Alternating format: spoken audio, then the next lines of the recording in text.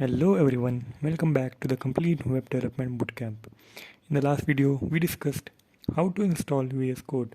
In this video, we will learn about the basics of HTML. So before we start writing our code, we will create a folder and name it as web development. So every code we write will be stored in this folder. Once you create folder, go to Visual Studio Code and click on extensions and type live server. Here you will find the extension. Click on install. Once you install, you will go to our newly created folder. For that, click open folder and select the folder. After selecting the folder, you will create a HTML file name index.html. Here we will write HTML and VS Code will give us hint. Click enter. So whatever code we are going to write, we will write it here.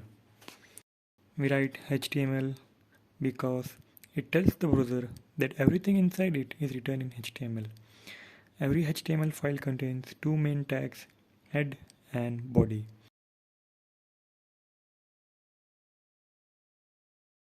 Head contains the metadata or the information for the browser.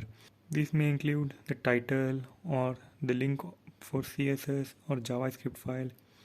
Let's say we write title my website. So right click on the page and you will find open with live server. That's the extension we have installed. Click on it and it will open your browser with the name of your website. You can see there is no content on it. So whatever content you want, you write it in the body tag. So let us take a paragraph tag and write this is a paragraph tag.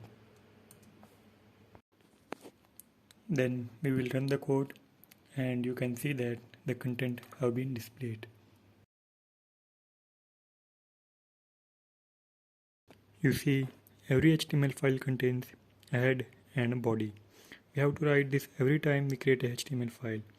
In VS Code, we can just write exclamatory mark and press enter and the entire structure will be created.